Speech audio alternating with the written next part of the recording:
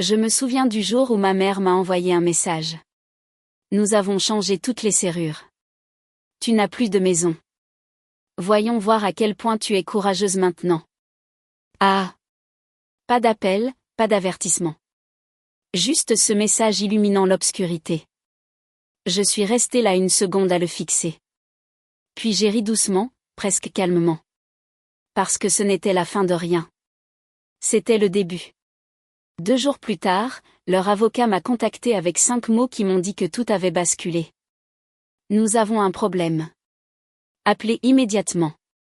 Avant que je ne raconte ce qui s'est passé, appuyez sur j'aime et dites-moi en commentaire, avez-vous déjà été trahi par votre propre famille? Vos histoires me rappellent que je ne suis pas la seule. Les gens disaient que nous étions la famille parfaite, rue des Platanes. Volet blanc, étayé, dîner du dimanche qui sentait le poulet rôti et la fausse paix. Si vous passiez en voiture, vous penseriez probablement que la chaleur habitait derrière ces fenêtres. Mais la perfection n'est silencieuse que parce qu'elle est répétée. J'ai été élevée pour jouer mon rôle. La fille fiable, celle qui arrange tout, celle qui ne répondait pas. Mon père, Monsieur Bernard, était le genre d'homme qui croyait que l'amour signifiait l'obéissance. Si quelque chose se cassait, il appelait mon nom avant de chercher un outil. Clara, tiens l'échelle. Clara, attrape la clé à molette. J'ai appris à tenir en équilibre sur les toits avant d'apprendre à me reposer.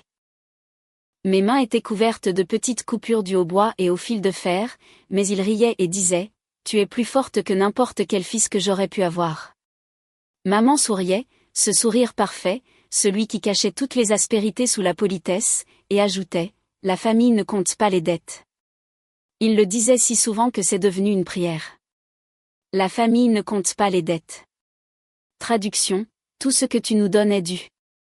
Tout ce que nous prenons est de l'amour. Puis il y avait Sophie, ma petite sœur. 2 ans plus jeune, plus douce, plus jolie. Elle n'a jamais eu à soulever plus qu'un pinceau de maquillage. Papa l'appelait la délicate et maman l'appelait notre fierté. J'étais fière aussi, autrefois. Je croyais que maintenir la paix était mon travail, que réparer leurs bêtises était une preuve de dévotion. Quand l'argent manquait, maman soupirait dramatiquement devant la facture d'électricité. Et d'une manière ou d'une autre, mon portefeuille s'ouvrait. À 17 ans, j'aidais à payer les mensualités du crédit immobilier. À 21 ans, je couvrais les réparations. Cela ne me semblait pas faux à l'époque. Cela me semblait de l'amour. Il me disait que j'étais si douée avec les chiffres, si fiable, et je confondais la manipulation avec la gratitude. Chaque fois que je rebouchais un mur ou que je faisais un virement, je me disais que je maintenais la famille unie. Mais il y a un prix à être la colle, on ne peut jamais arrêter de tenir. Je me souviens d'un Thanksgiving, debout près de la fenêtre, à regarder maman tendre à Sophie une petite boîte à bijoux. À l'intérieur se trouvait un bracelet en or gravé de ses initiales. « C'est pour notre petit artiste », a dit maman. Sophie l'a embrassé. J'ai souri, prétendant que je ne sentais pas le froid me monter le long des bras. Ce bracelet coûtait probablement l'équivalent de 3 mois de mon loyer à l'époque. Mais la famille ne compte pas les dettes, n'est-ce pas? Des années plus tard, cette phrase résonne encore dans ma tête. Douce, empoisonnée. Je peux encore sentir le vernis de la rampe que j'ai peinte à 16 ans. Entendre le grincement de la serrure que j'ai réparée un jour pour papa. Voir la lumière du Porsche que j'ai remplacé scintiller dans ma mémoire. La même lumière du Porsche qui un jour éclairerait une porte que je n'étais pas autorisée à ouvrir. Tout a commencé par des murmures assez doux pour paraître inoffensifs. Je suis rentrée tard du travail un soir, mes chaussures mouillées par la pluie parisienne, et j'ai entendu mon nom à travers la porte de la cuisine. J'aurais dû continuer à marcher, mais quelque chose dans la voix de maman m'a figé. Elle ne réalise pas que toute son aide était volontaire, a-t-elle dit doucement, mais clairement. Quand nous vendrons la maison, il n'y aura que nos noms sur les papiers. Ma poitrine s'est serrée. Vendre la maison. Notre maison. Le même endroit que j'avais peint, réparé, financé, pièce par pièce pendant des années. Le rire de papa est venu ensuite, grave et suffisant. Classique Clara. Tout cœur, pas de sens des affaires. Puis la voix hésitante de Sophie, mais elle ne s'attendra pas à quelque chose. Maman a reniflé. S'attendre à quoi? Elle a fait des cadeaux. Les cadeaux n'achètent pas la propriété. Pendant une seconde, j'ai cru avoir mal entendu. La pièce a tourné en silence, l'air épais de l'odeur du dîner de la veille et de la trahison. J'ai agrippé le mur jusqu'à ce que mes jointures blanchissent. Des cadeaux, ai-je murmuré, le mot se figeant dans ma bouche. Ils divisaient mes efforts comme des butins, et j'étais la folle qui finançait leur confort. J'ai marché jusqu'à ma chambre sans un bruit, chaque pas lourd, répétant le script qu'ils avaient écrit pour moi toute ma vie. Sois reconnaissante. Sois silencieuse. Sois utile. Mais quelque chose en moi s'est brisé cette nuit-là. Je n'ai pas pleuré. Je ne les ai pas confrontés. Je me suis assise au bord de mon lit, la lueur de mon ordinateur portable se reflétant dans mes yeux, et j'ai commencé à me souvenir de chaque virement, de chaque facture, de chaque fois qu'ils avaient dit « juste cette fois-ci ». Des heures ont passé. La maison est devenue silencieuse. J'entendais la pluie contre la fenêtre et le léger ronronnement du réfrigérateur, régulier, imperturbable, contrairement à mon rythme cardiaque. Puis, juste au moment où j'allais fermer mon ordinateur portable, mon téléphone a vibré. 23h27, maman, nous avons changé toutes les serrures. Tu n'as plus de maison. Voyons voir à quel point tu es courageuse maintenant. Ah! Les mots m'ont brûlé un par un. Je les ai relus plus lentement. Serrure. Maison. Courageuse. Et ce rire. Ah! Moqueur, tranchant, définitif. Pas d'appel, pas d'explication. Juste ce message froid brillant dans l'obscurité. Je ne sais pas combien de temps je l'ai fixé. Peut-être 1 minute, peut-être 10. Puis quelque chose d'étrange s'est produit. J'ai ri, moi aussi. Doucement d'abord, puis plus fort jusqu'à ce que cela résonne sur les murs vides. Parce qu'à ce moment-là, j'ai vu la vérité clairement pour la première fois. Il ne m'avait pas exclu. Il m'avait libéré. J'ai éteint le téléphone, rouvert mon ordinateur portable et commencé à taper. Pas un message, pas une supplication, mais une liste, date, paiement, réparation, chaque centime, chaque reçu, chaque promesse. Quand j'étais petite, papa disait, si tu veux que quelque chose soit bien fait, fais-le toi-même. Très bien, je le ferai. À l'aube, j'avais un dossier nommé « Preuve ». Et tandis que le soleil se glissait par les stores, réchauffant l'air froid de ma chambre, je me suis fait une promesse silencieuse, cette fois, je ne réparais rien pour eux. Je démantelais tout ce qu'ils avaient construit sur moi. Le matin après ce message, quelque chose en moi s'est réinitialisé. Pas de colère, pas de larmes, juste un calme étrange et pur. J'ai préparé du café, je me suis connectée au travail comme si de rien n'était, et j'ai commencé à agir en silence. Si ma famille voulait voir à quel point j'étais courageuse, elle allait le découvrir sur papier. Le jour, j'étais toujours l'analyste de données fiables dans un cabinet du centre-ville. Mes collègues n'avaient aucune idée que chaque minute de libre était consacrée à retracer un autre type de données, ma propre histoire. J'ai exhumé de vieux emails, des virements bancaires, des relevés de services publics, des paiements pour des matériaux de toiture, des devis d'entrepreneurs que j'avais temporairement couverts, des reçus d'épicerie des mois où ils avaient prétendu être fauchés. Chaque chiffre avait une histoire, et chaque histoire pointait dans la même direction, ils avaient pris, et j'avais payé. J'ai commencé à construire ce que j'ai appelé le grand livre de la vérité. Une colonne pour ce que j'avais donné, une pour ce qu'ils avaient promis. Les totaux ne se contentaient pas de s'additionner, ils hurlaient. 47 000 € pour le crédit immobilier, 23 000 pour les rénovations, 15 000 pour les urgences, 85 000 € de ma vie. Papa se vantait toujours que j'étais la seule de la famille à comprendre l'argent.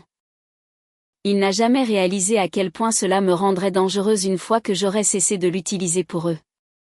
Lorsque mon écran fut rempli de lignes de preuves, j'ai tout imprimé, étiqueté chaque pile et les ai rangées dans une boîte de classement sous mon bureau. Je n'avais pas l'intention de courir au tribunal tout de suite. La vengeance, ai-je décidé, devrait vieillir comme le vin, et non exploser comme un feu. J'ai rencontré 3 avocats différents au cours des semaines suivantes. Les 2 premiers m'ont parlé comme si j'étais juste une autre fille blessée cherchant de la sympathie. Le troisième ne l'a pas fait. Elle s'est penchée en avant, les yeux vifs. Vous avez un dossier, a-t-elle dit, insolide. Il ne s'agit pas du titre de propriété. Il s'agit de l'équité. Si vous pouvez prouver la contribution et l'intention, vous avez un argument. L'intention. Ce mot a fait tilt. J'ai repensé au message. Voyons voir à quel point tu es courageuse maintenant. Ah! Ce n'était pas seulement de la cruauté. C'était une preuve. Une intention malveillante écrite. À partir de ce moment, chaque pas que je faisais était délibéré. J'ai documenté les nouveaux virements. J'ai archivé chaque message vocal que maman laissait en prétendant prendre des nouvelles. J'ai sauvegardé chaque fichier 2 fois, une fois sur mon ordinateur portable, une fois dans le cloud. La nuit, je m'asseyais à mon bureau en regardant le curseur clignoter à côté du mot « preuve ». Mon appartement était silencieux, à l'exception du ronronnement du chauffage et du bip occasionnel d'une autre alerte bancaire confirmant ce que je savais déjà. J'avais le dessus. Au printemps, mon dossier était étanche. Mon avocate était prête. Les documents rédigés. Nous n'avions besoin que d'un dernier déclencheur, quelque chose qui montrerait l'intention au-delà de tout doute. Il est arrivé à l'heure. 2 jours après l'anniversaire de ce message de changement de serrure, j'ai reçu un email. L'objet était « Avis urgent de vente de propriété ». Il vendait la maison sans me le dire. J'ai souri.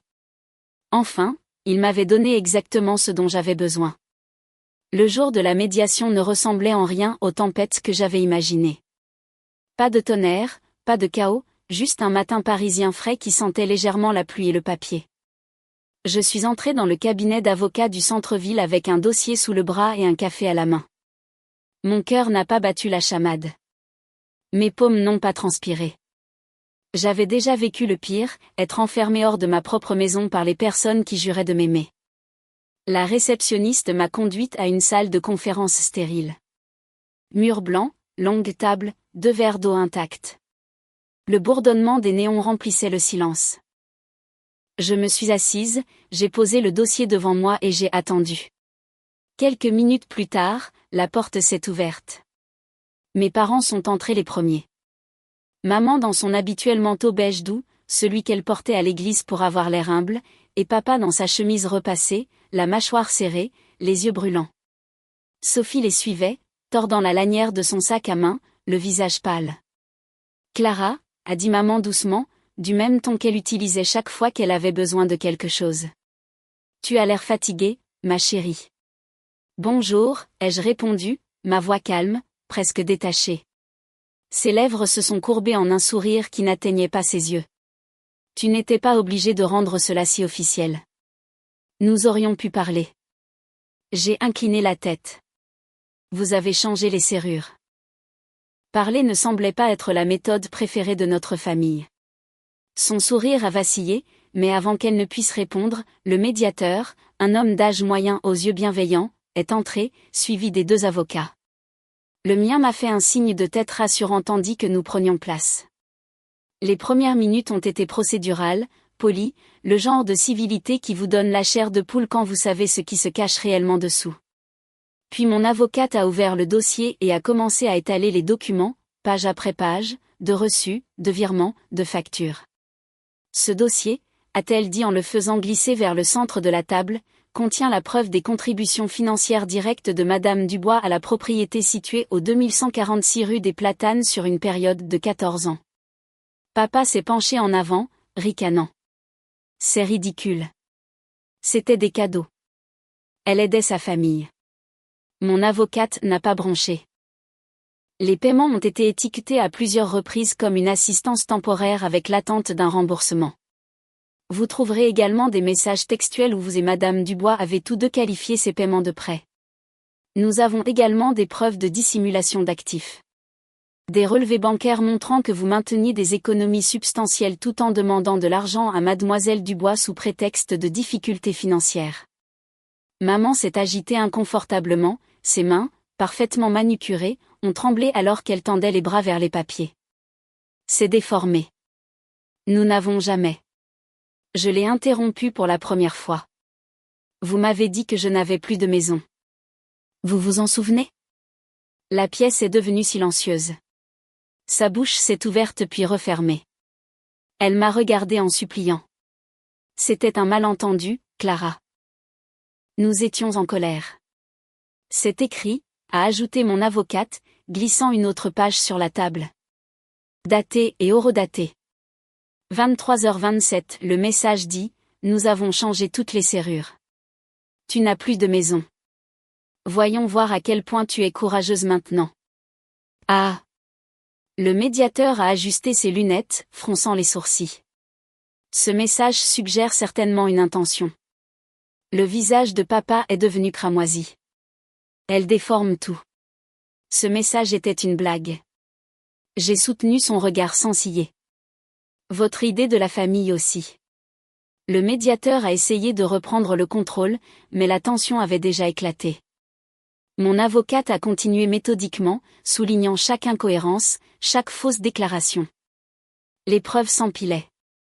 Les mensualités du crédit immobilier que j'avais couvertes, les coûts de rénovation, les factures de services publics, même les reçus pour les nouvelles serrures. Puis est venu le moment que j'attendais. L'avocat adverse, un homme plus âgé aux yeux fatigués, s'est éclairci la gorge et s'est penché vers mes parents. Monsieur et Madame Dubois, a-t-il chuchoté d'urgence, bien que la pièce fût assez silencieuse pour que tout le monde entende. Nous avons un problème. Vous devez m'appeler immédiatement après cette session. L'ironie m'a frappé comme la lumière du soleil après une tempête. J'ai souri, à peine. C'était là, la phrase de ma vie qui se déroulait enfin en temps réel. La contenance de maman s'est brisée. Clara, s'il te plaît, a-t-elle dit, sa voix vacillante. Nous sommes une famille. Ne fais pas ça. Je l'ai regardé un long moment, puis j'ai parlé doucement. Vous avez raison. Nous sommes une famille. C'est pourquoi je vous ai donné des chances. Des années d'entre elles. Mais la famille n'est pas un laissez-passer pour prendre et prendre jusqu'à ce que quelqu'un craque. Les yeux de Sophie se sont remplis de larmes. Je ne savais pas, a-t-elle chuchoté. Si, tu savais, ai-je dit. Tu ne voulais juste pas y croire. Papa a claqué sa paume sur la table. Après tout ce que nous t'avons donné. Je l'ai coupé, ma voix ferme. Après tout ce que je vous ai donné, vous ne m'avez pas élevé. Vous m'avez vidé. Pendant un battement de cœur, personne n'a parlé. Le son du climatiseur a rempli l'espace entre nous, ronronnant comme un bruit blanc sur l'épave de notre relation. Mon avocate a finalement brisé le silence. Compte tenu des preuves présentées, nous demandons une participation de 50% dans la propriété ou une compensation équivalente basée sur la valeur marchande actuelle. Le médiateur a hoché la tête lentement. C'est une demande raisonnable compte tenu de la documentation. Papa avait l'air de pouvoir exploser. Maman a tendu la main vers son bras, mais il l'a repoussée. Sophie est restée figée, fixant la table. Lorsque la session s'est terminée, mes parents se sont précipités les premiers, se chuchotant des mots paniqués. Leur avocat a suivi, le téléphone déjà à la main, sa voix aiguë. Oui, je suis au courant. Je leur ai dit que nous avions un problème. Je suis restée assise un instant de plus, fixant le dossier devant moi, l'arme silencieuse que j'avais construite à partir de la trahison. Alors que je me levais, mon avocate a souri faiblement. Vous avez bien géré cela, a-t-elle dit. Les chiffres ne mentent pas, ai-je répondu. Les gens, si. Dehors, la ville était baignée d'une lumière dorée. La rue sentait le pavé mouillé et la victoire. Je suis passée devant la vitrine d'un café, j'ai aperçu mon reflet et j'ai failli ne pas reconnaître la femme qui me regardait, ferme, intouchable, libre. Je n'étais plus la fille qui obéissait. J'étais la femme qui avait appris à se battre sans élever la voix. Et pour la première fois depuis des années, je ne me sentais pas petite. Je me sentais précise, puissante. Il pensait que changer les serrures mettrait fin à mon histoire. Cela n'a fait qu'ouvrir la porte à la leur. La décision du tribunal est tombée 6 semaines plus tard, imprimée soigneusement en noir et blanc, 50% de propriétés m'ont été attribuées. Ce n'était pas de la chance. C'était une preuve. Chaque ligne, chaque chiffre, Chaque calcul tardif signifiait enfin quelque chose. La maison s'est vendue plus cher qu'ils ne l'avaient espéré. Après les frais juridiques et les impôts, mes parents sont repartis avec la moitié de ce sur quoi ils pensaient prendre leur retraite. Ils avaient construit leur avenir sur mon obéissance et l'ont vu s'effondrer sous mes preuves. Je n'ai pas réemménagé. Cette maison n'était rien d'autre que des fantômes portant la forme de la famille. Au lieu de cela, j'ai acheté une petite maison de ville de l'autre côté de la ville. La première chose que j'ai faite a été de changer les serrures moi-même. Nouvelle clé, nouvelles règles, nouvelle paix. Parfois, mon téléphone s'illumine de leur nom. Les emails de papa pleins de culpabilité. Les messages vocaux de maman dégoulinant de regrets. Mais je ne réponds jamais. Certaines portes, une fois fermées, le reste. Les matins calmes, je m'assieds près de ma fenêtre, le café et la lumière du soleil réchauffant mon visage, écoutant le bourdonnement de mon propre espace. Pas de pas, pas d'ordre, pas d'exigence, juste le silence, juste le mien. Ils ont changé les serrures pour me garder dehors. J'ai changé les miennes pour les empêcher d'entrer à nouveau. Ils pensaient me donner une leçon sur la loyauté. Ce qu'ils m'ont vraiment appris, c'est comment vivre sans eux. La liberté n'est pas venue avec le pardon. Elle est venue avec des limites et un tout nouveau trousseau de clés. Parfois, la justice ne rugit pas. Parfois, elle signe juste des papiers et s'en va tranquillement. Et c'est suffisant. Si vous avez déjà eu à reconstruire à partir des décombres que votre propre famille a laissés derrière elle, vous n'êtes pas seul. Votre paix mérite d'être protégée, même si vous devez vous battre pour elle. Appuyez sur j'aime, partagez votre histoire en commentaire et abonnez-vous pour plus d'histoires vraies de vengeance silencieuse et de liberté durement gagnée.